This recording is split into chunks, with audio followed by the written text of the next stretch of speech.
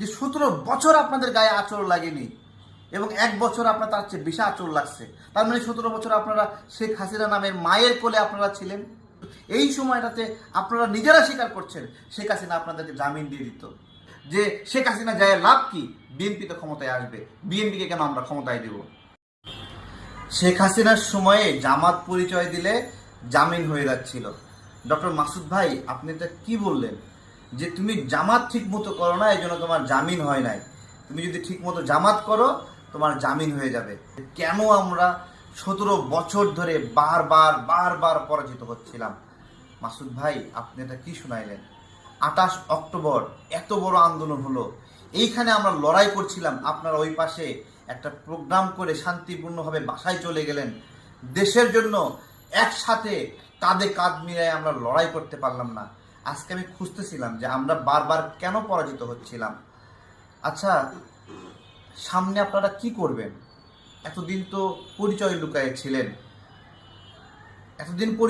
ছিলেন, পিআর নিয়ে বাংলাদেশে বিশৃঙ্খলা করছেন।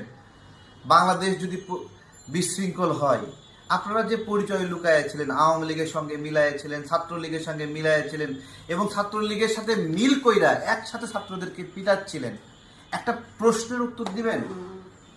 বুয়েটে আবরার ফাহাদের খুনের সঙ্গে জড়িত 7 ছাত্রলীগ নেতাকে আপনারা জামিন করার জন্য চেষ্টা করছিলেন কেন? তারা কি আসলেই ছাত্রলীগ নাকি গোপনে ছাত্র শিবির ছিল, যে কারণে দলগতভাবে আপনাদের কর্মীরা সংঘবদ্ধভাবে আবরার ফাহাদের খুনির পক্ষ নিচ্ছিল এবং বলছিল যে এই আবরার ফাহাদের খুনির পক্ষে শিশির মনির যে দাঁড়িয়েছে এইটাই হক। আজকে পিআর নিয়ে বাংলাদেশে যে বিশৃঙ্খলা করছেন, একটা কথা বলি, এতদিন কিন্তু লুকায়ে ছিলেন, পরিচয় গোপন করেছিলেন। আজকে গণ অভ্যুত্থানের কারণে আরাম পাইছেন, মুখোশ খুলে ফেলছেন, খুব বড় বড় গল্প করছেন, ঘাড় লম্বা করে বড় বড় গল্প করছেন। আপনাদের পরিচয় তো প্রকাশ পেয়ে গেছে। বিশৃঙ্খলা শুরু হলে কোথায় লুকাবেন? যারা ক্যাম্পাসে ছাত্র শিবির লুকায়ে ছাত্রলীগ করতেন, তারা তো পরিচয় এখন প্রকাশ করে দিয়েছেন। সুতরাং বিশৃঙ্খলা হলে এই বাংলাদেশের সবচেয়ে বেশি বিপদে আপনারাই পড়বেন। যে পিআর সিস্টেম নিয়ে বিশৃঙ্খলা চেষ্টা করছেন, আজকে রোডম্যাপ ঘোষণা হয়েছে, আপনারা 300 আসনে প্রার্থী ঘোষণা করেছেন। একটা কথার উত্তর আপনারা জীবনেও দিতে পারবেন না মাসুদ ভাই। ডক্টর শফিকুর রহমান, নায়েবে আমির, তাহির ভাই, আপনাদেরকে জিজ্ঞাসা করছি, আপনারা যদি পিআর চান তাহলে এতগুলো আসনে প্রার্থী কেন ঘোষণা করলেন?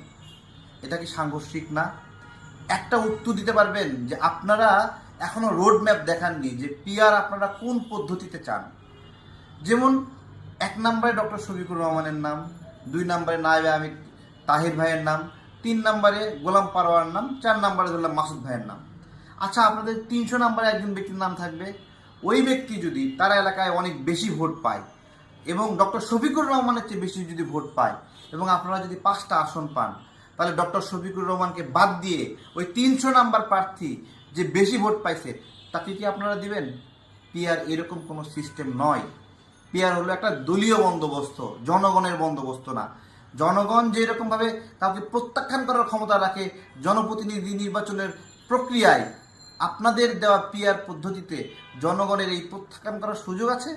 যে কোনো দল 20টা আসন পেয়েছে পিআরের মাধ্যমে, তার মধ্যে কোনো একজন ব্যক্তিকে জনগণ পছন্দ করে না, বাট দল টাকা পয়সা ক্ষমতা প্রভাবের কারণে দিয়েছে, এটা প্রত্যাখ্যান করার সিস্টেম পিআরের মাধ্যমে আছে?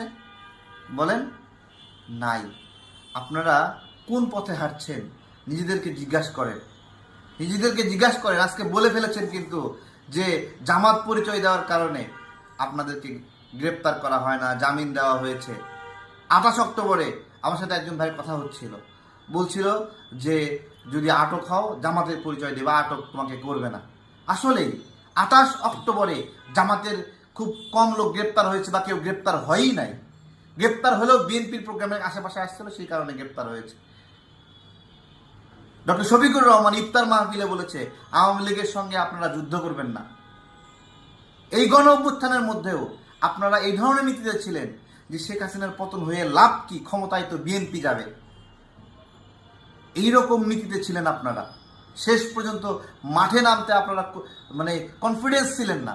যে আপনারা আসলেই নামবেন কি নামবেন না, শেখ হাসিনা আসলেই পতন হবে কি হবে না, এই বিষয়ে আত্মবিশ্বাসী ছিলেন না। যেই কারণে আজকে একটা ছবি দেখাতে পারেন না, ভিডিও দেখাতে পারেন না, আপনাদের লড়াইয়ের কোনো গল্প নাই ভাই। হতে পারে আপনাদের যারা আগে ছিল অনেক লড়াই করেছে, অনেক গল্প আছে, কিন্তু জবাব দিতে পারবেন? কোনো জবাব আছে? নিজের কথায় নিজেরা এভাবে ধরা খেয়েন না। সামনে নির্বাচনের রোডম্যাপ ঘোষণা হয়েছে। আশা করি এই পিআর নিয়ে আর বিশৃঙ্খলা করবেন না। আপনারা কিন্তু প্রকাশ পেয়ে গেছেন, যারা যেখানে যেখানে লুকায়ে লুকায়ে ব্যবসা করতেন আজকে কিন্তু প্রকাশ পেয়ে গেছেন। ওই আরাম আর কিন্তু থাকবে না। আপনারা নিজেরাই ভেবে দেখেন, আপনারা কেন লুকায়ে থাকতেন? নিরাপদে থাকার জন্য। আমরা লুকাইনি ভাই। আমরা সাহসিকতার সাথে আমাদের লড়াইয়ের কথাগুলো বলছি, আমরা চ্যালেঞ্জ করেছি। আমাদেরকে ছাত্রলীগ, আওয়ামী লীগ, যুবলীগ পরিচয় থাকতে হয়নি, আওয়ামী লীগের সঙ্গে মিলমিশ করে থাকতে হয়নি। আমরা রিমান্ডে গেছি, জেলে গেছি, আপনারাও কষ্ট করেছেন। কিন্তু আপনারা কেন তাহলে বলছেন? বলেন যে আপনারা আগে ভালো ছিলেন।